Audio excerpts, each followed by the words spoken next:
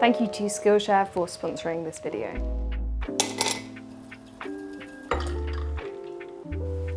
At the beginning of February, I set myself a challenge. Try something new every day for 30 days. This channel has always been about learning and developing. I started this channel when I was at university studying a graphic design degree, but I was working as a photographer, mostly within portraiture and fashion photography. Realistically, although I was still working with clients, I was still making money from photography, my skill set was pretty limited. I didn't know how to shoot in the studio. I didn't really know how to maximize the equipment that I had. In all honesty, there was a lot I just didn't know. But since I started this channel, every step has been about learning and trying new things, getting things wrong, and bettering myself as an artist. I have documented my journey on this channel, from learning to shoot in the studio to shooting on film, which is something that I never really thought would be something within my skill set. And there were a lot of mistakes throughout that process that I have tried to be transparent about in the hopes that you guys can learn with me. But now I am almost 10 years into my photography career, and I still feel as though there's so many things I want to develop upon or learn or get better at. Hence this challenge was born, to try 30 different photography techniques, art techniques, creative ways of thinking, to try and make myself a better and more well-rounded artist, but also to see if I end up falling in love with any of the things that I do try, to see if there's anything that I want to continue past this 30 days. So one of the ways that I comprised this list of 30 things was to think about techniques that I already know exist, so they're not new concepts to me, but they're things that I hadn't tried before. Things that maybe I want to try because if I ever got asked to do it in a more serious nature, in a client project or something, then I would have a little bit more confidence in doing so because I had done it before. Today is the first day of my trying to do something different every day for 30 days. Today we're going to do long exposures on the Mamiya RZ67, which is something I have never done before, and I actually don't know how to do it. So I bought one of these cable releases, which I think I understand that goes into the shutter. When you press that down, it pushes that into the shutter and makes the camera take a photo. I basically come to the rooftop in this building to use hopefully the vantage point, but I do realise that I have a waist level viewfinder on my camera, which does mean I might struggle. So I bought a little stool as well, just in case I need to be higher up than the camera. I guess the thing with this challenge is, like, if it all goes wrong, it doesn't really matter because it's just trying new things. Okay, so that's all working. So now I can load the film. So we've got Phoenix 200 that I'm going to load into this, which is a nice fast speed. I'm going to probably meter it at around 160 just to be on the safe side, maybe 100 just to be careful. This is the moment of truth, if this thing works or not. Okay, frame, okay. All right, we're going to go 1, 2, 3.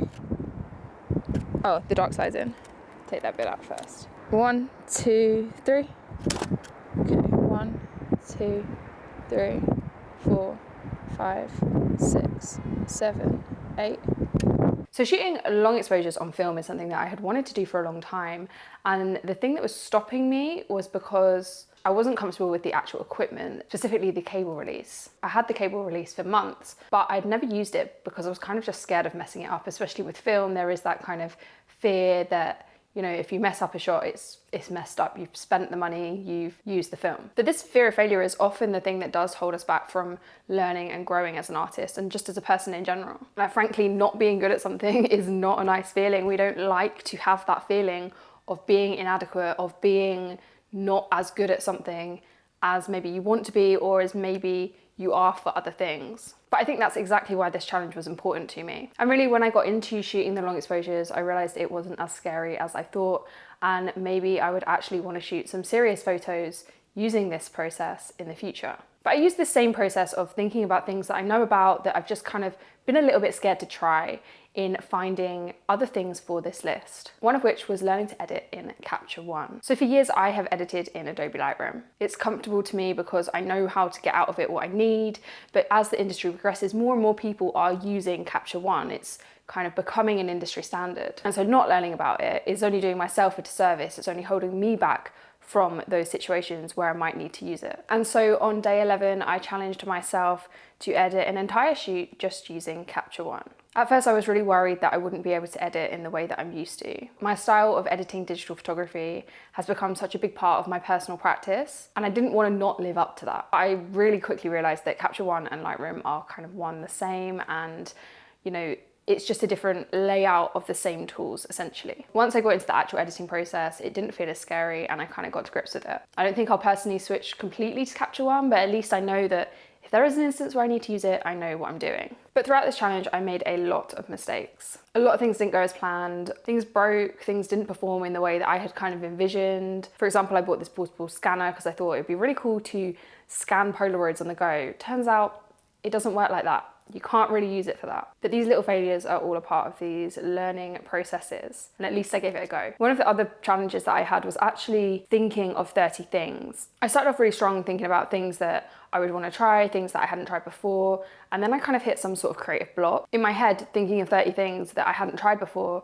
was going to be a really easy task, but actually you don't kind of know what you don't know, if that makes sense. But that is where today's sponsor really came into play. So Skillshare is an online learning platform. I've been using it for a few years, probably since around the same time that I started this channel, both as a student partaking in different classes, but also as a teacher and teaching my own. The way I usually use Skillshare is to learn about new techniques, whether it's things that are appropriate to my job as a photographer or as a content creator, or just kind of like as a hobbyist. I really love art, I really love drawing, and Skillshare is great for learning those kind of technical skills. But where Skillshare really came into play during this challenge was with the classes it offers more about creative thinking. There are so many classes on Skillshare all about creativity just in general, and these became really useful for me when I was trying to think about ways to think more creatively and engaging in kind of like a brainstorming session, which is something that I don't usually do. There are so many classes on creative thinking, on productivity, and on skills that won't just make you a more skilled artist, but also a better creative thinker too. So if you are hitting a spot of creative block,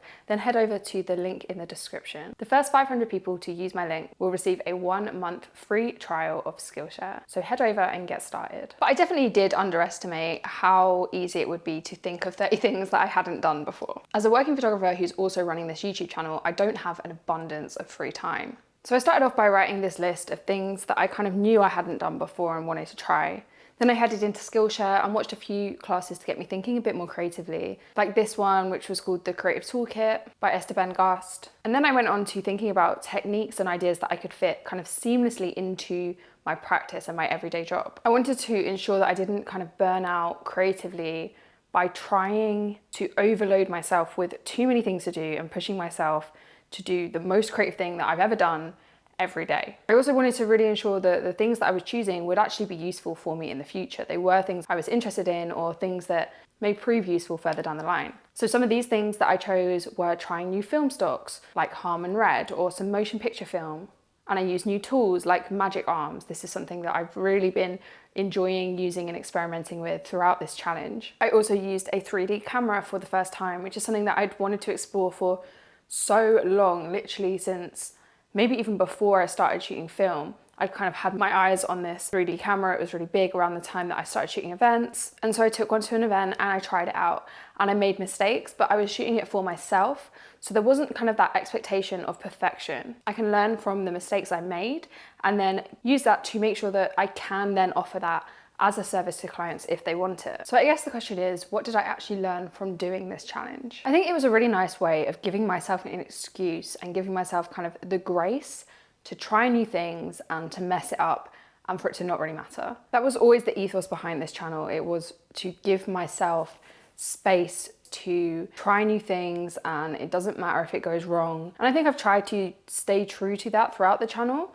but as it's kind of grown, there's been a different kind of pressure that I put on myself to put things out that went well rather than things that went wrong. I've always thought that as a photographer, it's really important to test, to do personal projects. It's something that you'll see me do a lot on the channel so that you can not only learn new things, but you can develop as an artist, you can build your portfolio. And this is something that I've advocated for a lot throughout this channel, throughout my Skillshare videos. I did a Skillshare class on developing your portfolio, and it's really all about this kind of idea of going out and creating personal work and using that to your advantage. I'm not sure if I would do this exact challenge again. I think trying to do something creative every day for 30 days was a bit of a push mentally to stay inspired even when I didn't feel like being inspired. And I don't think there's anything wrong with having those days where you don't want to be creative. I think we need to rest and recuperate, and that's how good ideas are formed, and how we can give space to those good ideas. But I would definitely take the ethos of maybe trying one new thing a month, using the same mentality behind this challenge, but just making it a little bit easier for myself. Again, just giving myself the grace to go out and try new things without an expectation of perfection. But I'm going to be sharing over the next few videos some of the other things that I did across these 30 days, like building a makeshift studio in my apartment, printing motion picture film in the darkroom, and experimenting with mixed media, which is something that I have been wanting to do for so long, so I don't know why it took me so long to do so. But thank you guys for watching, and thank you to Skillshare for sponsoring this video. A reminder that if you want to get started with Skillshare, you can use the link in the description to access a free 1-month trial. And if you want to keep up to date with these videos as I'm talking about the rest of the 30 things, then please do remember to subscribe. And let me know if you were doing this challenge, what would be some of the things on your list of 30 things you've never tried.